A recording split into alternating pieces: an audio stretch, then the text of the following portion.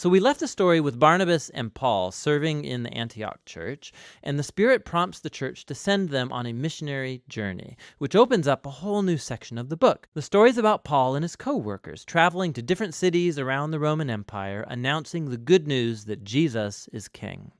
The first mission is into the interior of what's called Asia Minor, found in modern Turkey, and it ends with an important meeting of the apostles back in Jerusalem. The second mission is through Asia Minor and then into ancient Greece. And then the third mission is through that same territory again, and it concludes with Paul's journey all the way back to Jerusalem.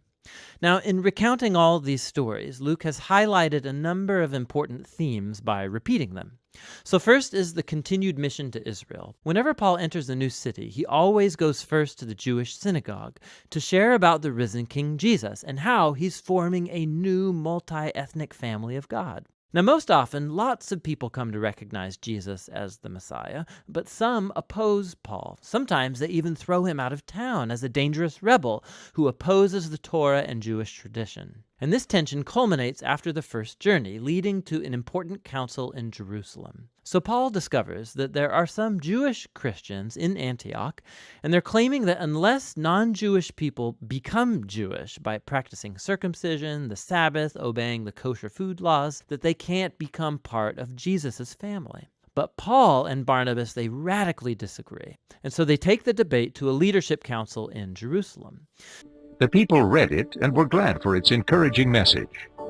Judas and Silas, who themselves were prophets, said much to encourage and strengthen the believers. After spending some time there, they were sent off by the believers with the blessing of peace to return to those who had sent them. But Paul and Barnabas remained in Antioch, where they and many others taught and preached the word of the Lord. Sometime later, Paul said to Barnabas, "Let us go back and visit the believers in all the towns where we preach the word of the Lord and see how they are doing."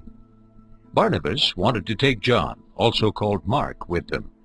But Paul did not think it wise to take him, because he had deserted them in Pamphylia and had not continued with them in the work. They had such a sharp disagreement that they parted company. Barnabas took Mark and sailed for Cyprus, but Paul chose Silas and left, commended by the believers to the grace of the Lord. He went through Syria and Cilicia, strengthening the churches. Paul came to Derbe and then to Lystra, where a disciple named Timothy lived, whose mother was Jewish and a believer, but whose father was a Greek.